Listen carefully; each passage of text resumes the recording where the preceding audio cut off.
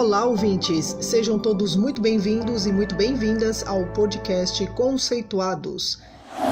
Esse podcast é para você que se interessa por assuntos que envolvem a nossa rotina de estudos. A cada episódio, um convidado especial compartilha com a gente um pouco do seu conhecimento para ajudar a nossa vida a ser ainda mais produtiva. Eu sou a Isabela e hoje eu trago uma solução para ajudar muito na sua rotina acadêmica. Sempre ouvimos da necessidade de manter a constância, ainda mais quando o trabalho envolve a escrita, né? Mas desenvolver a disciplina para isso é realmente desafiador. Se você curtiu e está ouvindo esse episódio pelo YouTube, já deixa aqui o seu like e preparem seus comentários para que esse conteúdo chegue e salve ainda mais acadêmicos por aí. Hoje eu recebo Naina e Alana. A Naina é professora universitária, advogada, bacharela e mestra em Direito, doutoranda interdisciplinar em Ciências Humanas, com 11 anos de experiência acadêmica, fundadora do @Pesquisa Possível no Instagram, cofundadora do Acadêmicos Anônimos e podcaster do Estricto Sem Filtro. E a Alana é publicitária, servidora pública e fundadora do Instagram @a.doutoranda. Mestre e doutora em administração e cofundadora do Acadêmicos Anônimos e do podcast Estricto Sem Filtro. Olá, meninas! Obrigada por aceitar esse convite e pela surpresa que vocês prepararam para os nossos ouvintes. Oi, Isabela! Gente, obrigada a vocês. A gente é muito fã desse método de ensino de estudo, né, que vocês propõem. E a gente ouviu os episódios e gosta muito dessa ideia, então realmente é uma honra para a gente poder colaborar com o podcast aqui. Obrigada, Isa. Isabela, obrigada também. Eu agradecer, né, em nome meu, da Naina e dos Acadêmicos Anônimos, na nossa plataforma, que já está no ar. E vamos lá, vamos falar sobre constância na escrita, então. Bom, nós sempre escutamos sobre a necessidade de manter essa constância, né, meninas? Ainda mais no que diz respeito às atividades acadêmicas, tanto na questão da leitura, como na questão da escrita, do projeto, da tese, da dissertação, enfim. E acompanhando o perfil de vocês no Instagram, eu acabei conhecendo a proposta do Acadêmicos Anônimos, eu achei incrível, ainda não faz parte, mas farei. E eu percebo que o Acadêmicos Anônimos é carinhosamente chamado de AA, né? Já de antemão, eu agradeço vocês por isso, eu venero vocês pela iniciativa desse grupo, porque eu tenho certeza que salva muitos acadêmicos aflitos, né? E eu queria conhecer um pouquinho sobre o Acadêmicos Anônimos. Como vocês definem os Acadêmicos Anônimos? Bom, a gente tem uma definição formal, digamos, que é aquela que a gente registrou, né? Pois ele é já um negócio, está registrado no INPE e tudo mais. Ele é uma plataforma, né, de serviços acadêmicos, tem uma sala virtual de estudos, fórum de discussões e trilhas de aprendizagem com cursos livres, né? Isso na descrição formal. Informalmente, no dia a dia, a gente entende o AA, então, como um espaço seguro, né? Um espaço de acolhimento, de troca, um lugar onde a escrita e a produtividade têm um lugar mais saudável na vida dos acadêmicos, né? A nossa ideia nunca é que a vida esteja voltada para a produtividade, né? Para esse produtivismo muito exacerbado, mas que a produtividade possa ser entendida como um meio para a gente atingir os objetivos acadêmicos e os objetivos de vida que a gente quer, né? Então, de um jeito bem mais saudável, gostoso, prazeroso, dentro da rotina.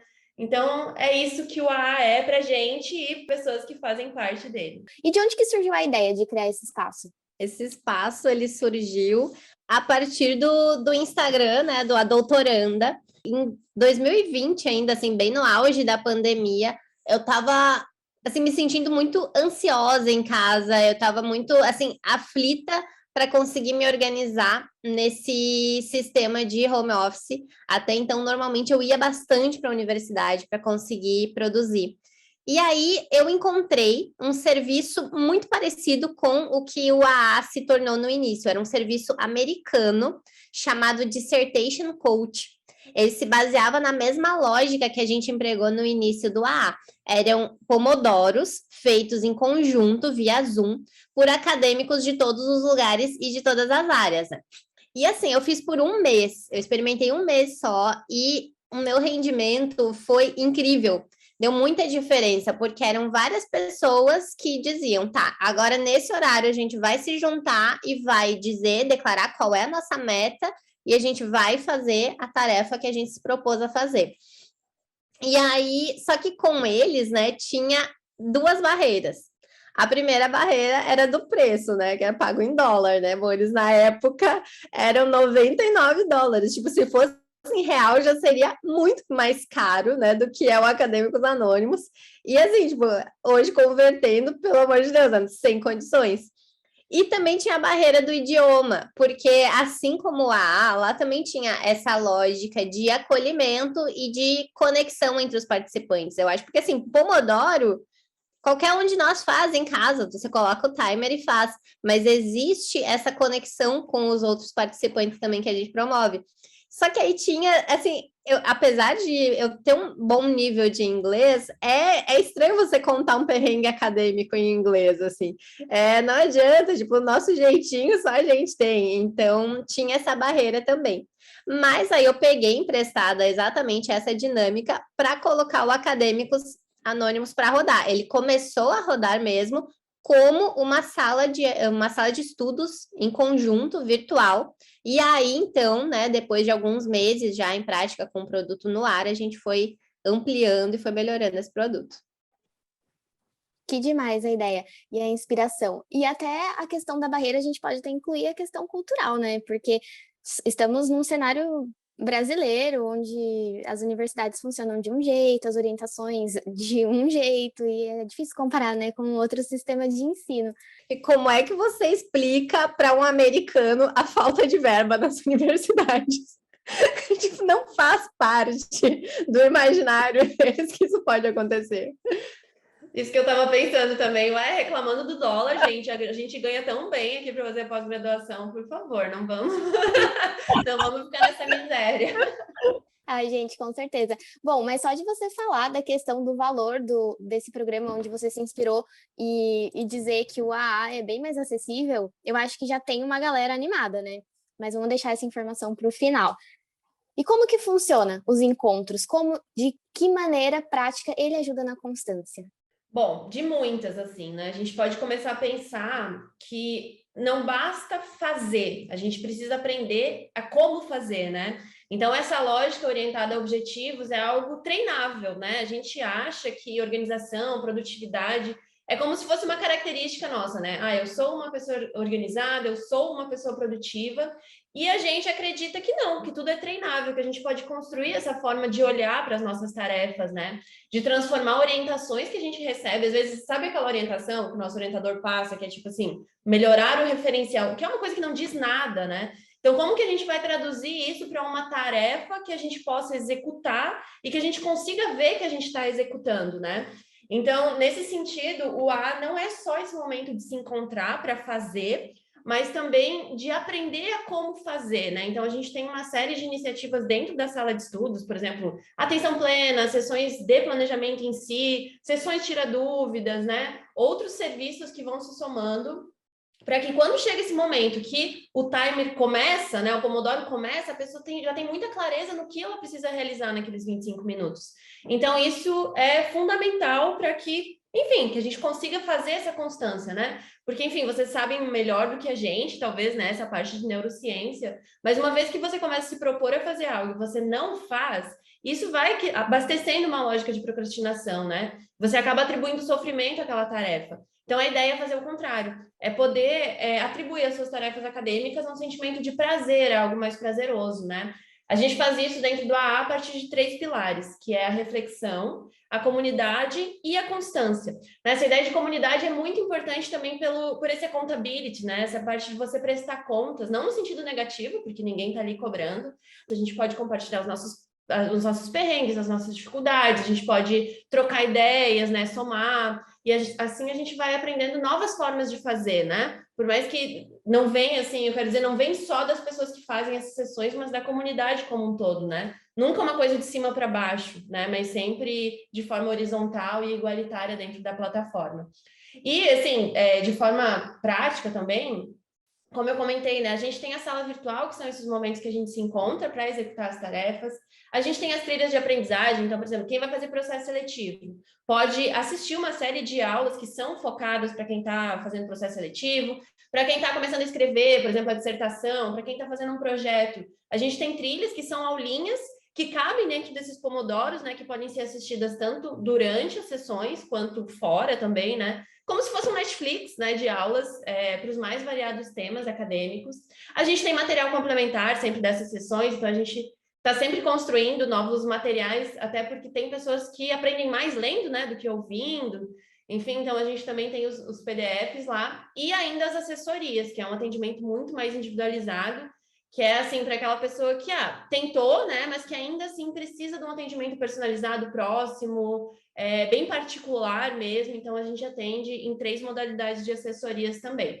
Assessoria que é estratégica, assessoria de escrita e método e uma assessoria trimestral, que é bem uma orientação particular muito melhorada. Assim, então, é dessa forma. Constância é o resultado de tudo isso, né? Não é uma coisa isolada que a gente tem. Nos espaços de dúvidas que vocês trazem, né, com esses estudantes, quais são as principais questões que os acadêmicos colocam? Vocês poderiam contar um pouquinho para a gente? Sim, existem, na verdade, eu acho que tem tudo a ver com o que a gente está falando agora, 2 grandes questões, assim, que estão no cerne de todas as dúvidas que aparecem. A primeira delas é justamente o que a gente acabou de falar agora. O que é esperado de mim? E isso, assim, eu acho que vem também por 2 razões diferentes. Existe, claro, a primeira razão que tem relação, sim, com a orientação, e nem sempre porque o orientador é ruim, nem sempre. É porque às vezes você tem um orientador que é muito bom academicamente, mas não necessariamente ele tem a habilidade de transmitir o que é necessário, qual é o caminho a se percorrer e o que é esperado de você.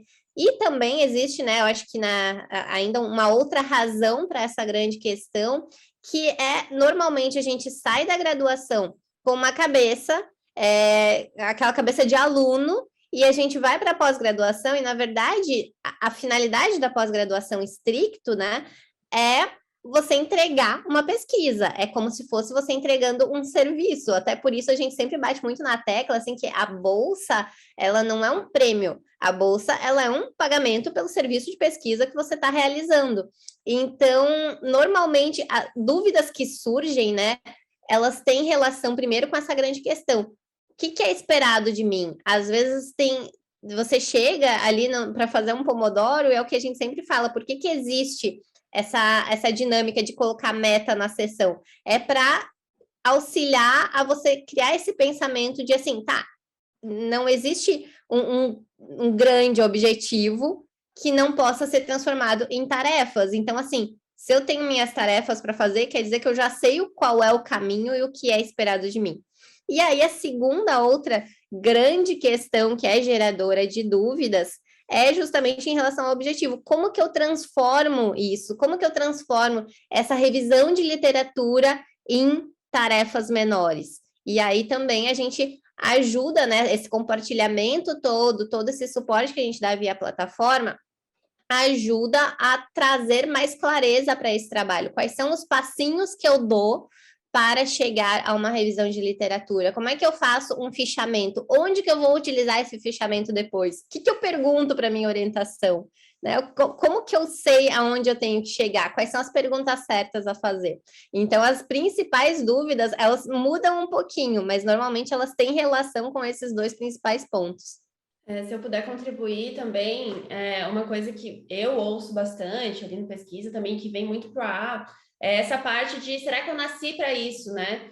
E achar que a coisa é muito individual. Então, esses problemas, essas perguntas que a Alana falou, elas vêm de forma individualizada, como se a pessoa está perdida ali, e por que eu entrei numa pós-graduação? E aí, a parte do pilar da comunidade também é muito importante, da pessoa entender que ela está inserida num contexto e que, infelizmente ou felizmente, ela não é exceção, ela é a regra. A maior parte das pessoas está sentindo essa insegurança, né?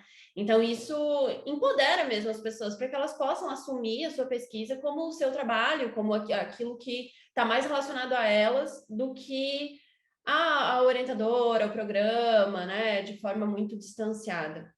Quando vocês trazem essa questão do o que é esperado de mim, eu sinto muito a angústia de quem está começando, né? E até a ansiedade que vem em cima disso, e aí é um ciclo, né? Eu me sinto ansiosa por desempenhar uma tarefa que eu não sei como desempenhar, aí eu não desempenho, procrastino, aí o meu prazo aumenta e eu tenho que desempenhar essa tarefa num curto prazo e eu não sei como desempenhar, aí eu procrastino mais um pouco e quando eu sento para escrever ou desempenhar a tarefa, seja qual for, eu sofro, né? É o que eu chamo de ciclo do desespero, né?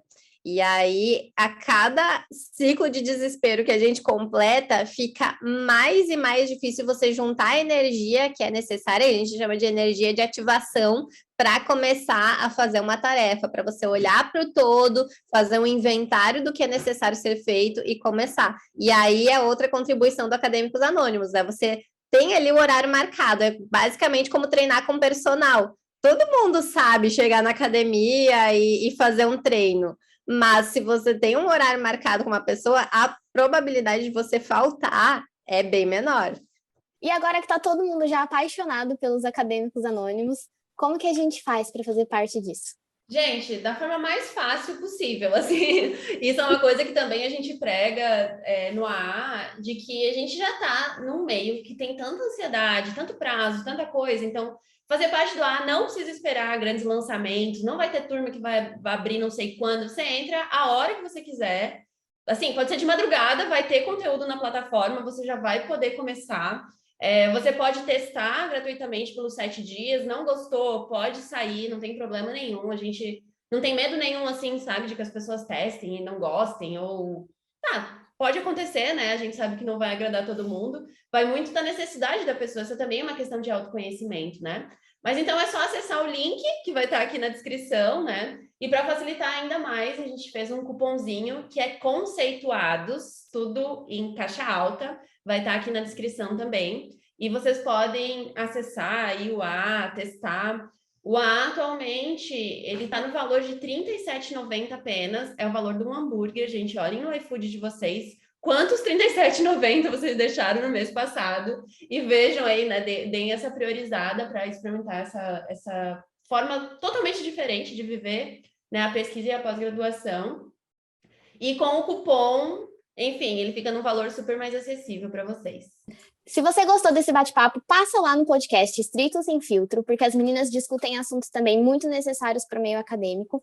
E assim, vocês vão poder conhecer um pouquinho mais do trabalho delas, além de passar pelo Instagram delas, que é um Instagram incrível, super motivador, porque elas estão sempre estudando, e aí a gente lembra que tem que sentar e estudar também. E já faça a sua matrícula no Acadêmicos Anônimos para começar o ano com tudo. Muito obrigada pela presença de vocês, meninas. Eu espero muito encontrar vocês novamente aqui em breve ou em qualquer outra oportunidade onde a gente possa colaborar. Imagina, Isabela, a gente que agradece muito o convite, eu adorei e gostei muito da proposta também.